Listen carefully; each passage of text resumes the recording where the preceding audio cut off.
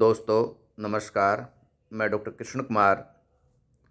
आज हम काव्य पाठ करेंगे आलोक धनवा की सुप्रसिद्ध कविता बर्फ़ की रात। आलोक धनवा हिंदी के सुप्रसिद्ध कवि हैं। वो लगभग पिछले 50 वर्षों से कविताएं लिख रहे हैं और उनकी कई सारी कविताएं पब्लिक में चर्चित हैं। जनता का आदमी, गोली दागो पोस्टर, भागी हुई लड़कियां, ब्रूनो की बेटियां, ये कई सराहनीय कविताएं हैं जिन्होंने हिंदी के काव्य के मुहावरे को बदला है। और ये कहा जाता है कि आलोक धनवा केवल चेतन वस्तुओं में ही चेतनता नहीं देखते, बल्कि जड़ में भी चैतन्य स्थापित कर लेते हैं। ये इनकी कविता की एक पहचान है और अभी तक इनका केवल एक ही काव्य संग्रह आया, दुनिया रोज़ बनती है, लेकिन इनकी कई कविताएं आप ये समझिए कि लगभग एक पूरे के पूरे काव्य संग्रह के बराबर हैं, या ये कहें कि वो एक बड़ी लकीर खींचती हैं। उनकी कुछ चर्चित कविताओं की चर्चा मैंने आपके साथ की और अभी हम पाठ करेंगे सफ़ेद रात का।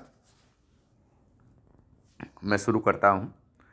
पूरे शहर की छत पर पूरे चांद की रात, याद आ रही है वर्षों पहले जंगल की एक रात, जब चांद के नीचे जंगल पुकार रहे थे जंगल को, और बारहसिंगे पीछे छूट गए बारहसिंगों को निर्जन मोड़ पर ऊंची झाड़ियों में ओंझल होते हुए। के नीचे जंगल पुकार रहे थे जंगल को, और बारहसिंगे पीछे छूट गए बारहसिंगों को निर्जन मोड़ पर ऊंची झाड़ियों में ओंझल होते हुए। क्या वे सब अभी तक बचे हुए हैं? पीली मिट्टी के रास्ते और खरहे, मोहगनी के घने पेड़, तेज महक वाली कड़ी घास, देर तक गोधुली ओस, रखवारे की झोंपड़ी और उसके ऊपर 7 तारे। पूरे चांद की सहरी रात में किस लिए याद आ रही है जंगल की रात? चंद से छत से झांकता हूँ नीचे, आधी रात बिखर रही है, दूर दूर तक चांद की रोशनी। सबसे अधिक खींचते हैं फुटपाथ, खाली खुली आधी रात के बाद के फुटपाथ, जैसे आंगन छाए रहे मुझ में बचपन में ही, और खुली छतें बुलाती रही रात होने की कि कहीं भी रहूं। क्या है चांद के उजाले में, इस बिखरती हुई आधी रात में, एक असहायता जो मुझे कुचलती है और एक उम्मीद जो तकलीफ़ जैसी है। शहर में इस तरह बसे कि परिवार का टूटना ही उनकी बुनियाद हो, जैसे न पुरखे साथ आए, न गांव, न जंगल, न जानवर। शहर में बसने का क्या मतलब है? शहर में बसने का क्या मतलब है? शहर में ही ख़त्म हो जाना।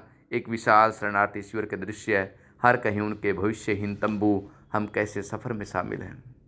हम कैसे सफ़र में शामिल हैं दोस्तों? हमारी शक्लें आज भी विस्थापितों जैसी, और सिर्फ कहने के लिए कोई अपना शहर है, कोई अपना घर है, अपने भीतर ही हम भटकते रहते हैं। लखनऊ में बहुत कम बचा है लखनऊ, इलाहाबाद में बहुत कम इलाहाबाद, कानपुर, बनारस और पटना और अलीगढ़। अब इन शहरों में कई तरह की हिंसा, कई तरह के बाजार, कई तरह के सौहार्द, उनके भीतर, इनके आसपास, इनके बहुत दूर बम्बई, हैदराबाद, अमृतसर और श्रीनगर तक हिंसा और हिंसा की तैयारी और हिंसा की ताकत। बहसें नहीं चल पाती, हत्याएं होती हैं। बहसें नहीं चल पाती, हत्याएं होती हैं, और फिर जो बहस चलती है उनका भी अंत हत्याओं में होता है। भारत में जन्म लेने का मैं भी कोई मतलब पाना चाहता हूँ। भारत में जन्म लेने का मैं भी कोई मतलब पाना चाहता हूँ। अब वह भारत भी नहीं रहा जिसमें मैंने जन्म लिया। क्या है इस पूरे चांद के उजाले में, इस बिखरती हुई आधी रात में, जब मेरी सांस लाहौर और कराची और सिद्ध तक उलझती है? क्या लाहौर बच रहा है अब इस मुल्क में? न भारत में, न पाकिस्तान में, न उर्दू में, न पंजाबी में। पूछो राष्ट्र निर्माताओं से, क्या लाहौर फिर बस गया? जैसे अछूती अनजान की शाम की सफ़ेद रात एक सच्चाई है, लाहौर भी मेरी सच्चाई है। कहाँ है वह हरे आसमान वाला शहर बगदाद? ढूंढो उसे, अब वह अरब में कहाँ है? पूछो युद्ध सरदारों से, इस सफ़ेद हुई रात में क्या वे बगदाद को फिर से बना सकते हैं? वे तो खजूर का एक पेड़ भी नहीं उगा सकते। वे तो एक खजूर का पेड़ भी नहीं उगा सकते। वे तो रेत में उतना भी पैदल नहीं चल सकते जितना एक बच्चा ऊँट का चलता है, धूल और गुबार से अंतरिक्ष की तरह खेलता हुआ। क्या वे एक ऊँट बना सकते हैं? क्या वे एक ऊँट बना सकते हैं? एक गुंबद, एक तरबूज, एक ऊंची सुराही, एक सोता जो धीरे धीरे चश्मा बना, एक गली जो ऊंची दीवारों के साए में शहर घूमती थी, और गली में सर पर फिरोजी रुमाल बांधे एक लड़की जो फिर कभी उस गली में नहीं दिखी। अब उसे याद करोगे, अब उसे याद करोगे तो वह याद आएगी, वह तुम्हारी याद ही उसका बगदाद है।